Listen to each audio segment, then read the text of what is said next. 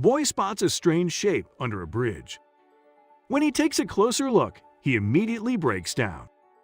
Every kid wants to do something heroic, whether it's standing up to a bully at school or being the voice of reason in a dangerous situation. Gerald Withers discovered the hero inside when he spotted something on the side of the road and decided to do something nobody else would. Gerald Withers was like any other 11-year-old boy. He had to deal with the usual responsibilities, like doing chores around the house and keeping his grades up. But on one day in November 2017, everything changed and he was faced with life or death circumstances. Also, if you have not done so already, please subscribe to our channel and click that notification bell to get inspired by these real-life stories every day. Now, back to the story. Gerald lived in Festus, Missouri, where nothing really ever seemed to happen. He never expected to find himself in this kind of situation. Gerald was more worried about whether the Green Bay Packers would win the big game that weekend than anything else. He had no idea that his life was about to change. Gerald was on his way home from school. He looked out the bus window, watching the world go by. The bus was about to drive past a nearby bridge. That's when Gerald noticed something that caught his eye. He pressed his face against the window to get a better look. Gerald saw that the guardrail looked as though something had driven straight through it. It was bent at a 90-degree angle. He figured whatever had happened, it had some serious force. Why else would the guardrail be bent so severely? As the bridge drew closer, Gerald saw what looked like scraps of metal and machinery scattered near to the side of the road. He saw some kind of shape laying in a field and looked like a deer or maybe some sort of animal. Gerald sprung up from his seat, heart racing. Something was definitely wrong. He sprinted up the island, told a bus driver what he'd seen, but it was no use. The driver thought Gerald was exaggerating. He admitted that something was certainly lying in the field, but it looked like nothing. The boss drove right past the scene. The boss dropped Gerald off at his usual stop. Still, even when Gerald got home, he couldn't stop thinking about what he'd seen. Someone or something was out there and in desperate need of help. Gerald was beginning to panic. He needed to know what had happened. Gerald's mom ran the overturf, noticed that her son was acting differently. She sat him down and asked what was wrong. Gerald told his mom about what he'd seen on the bus window. He began to tear up as he explained how the bus driver ignored his pleas to stop the vehicle. Gerald said he feared that the worst had happened. Brandy knew that even though kids tended to have wild imagination, she knew Gerald was being deadly serious. She believed that he'd seen something worrying, and if anything, she wanted to soothe his worries. He knew deep down that it was something. It was not a deer. He went with his instinct. Brandy and Gerald got in the car. Gerald told his mom where he thought he'd noticed a broken guardrail, scrap metal in the mysterious shape. Gerald became more and more anxious as they raced down the highway. On the way there, Gerald began to doubt himself. Had he really seen anything at all? What if all this was for nothing? He didn't even know if he would be able to point out any of the strange things he'd seen. Then Gerald saw the broken guardrail nearing in the distance.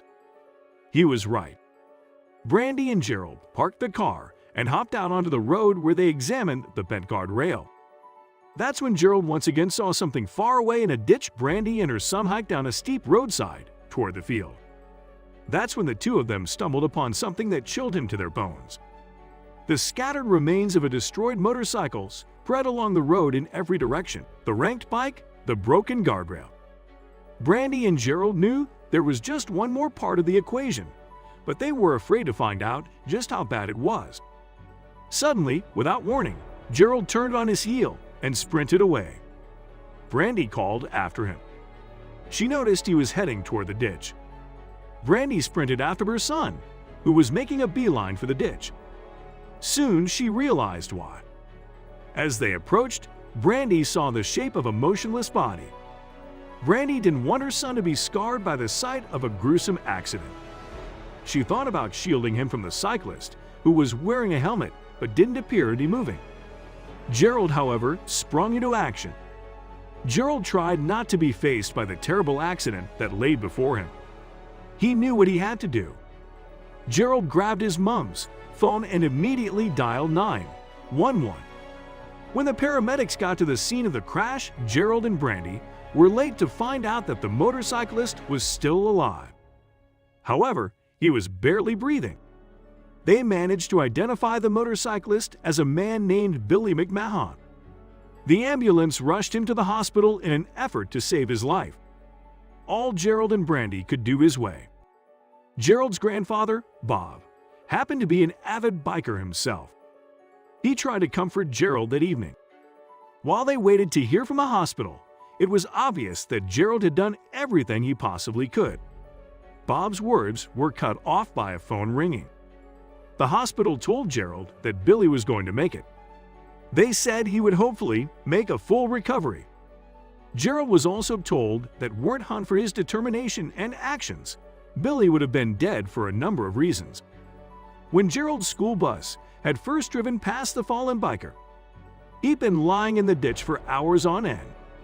If Gerald and his mom hadn't gone back to investigate the situation, Billy would have frozen to death overnight. Luckily, Gerald had gone to him in time. He could have died, and that he's alive right now is really good.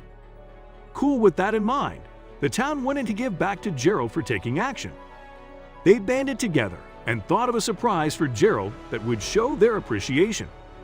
Festus Hale, the 11-year-old, is a town hero. Gerald was even gifted tickets to a St. Louis Cardinals game by a stranger named Rob Bays. Even though Gerald obviously hadn't helped the biker for the attention, he was over the moon about the kindness shown by his community. In fact, the story continued to spread soon. Gerald's story had made its way to Wisconsin, right to the office of the Green Bay Packers. They wanted to thank their fans for being so brave and ended up sending Gerald an autographed photo of Aaron Rodgers, the quarterback, along with a whole box of official Packers gear. Still, Gerald knew what the real reward was. Gerald's biggest achievement was being able to save a person in desperate need of help. Even though Gerald was only a young kid, he saw that his bravery and courage impacted the life of someone else.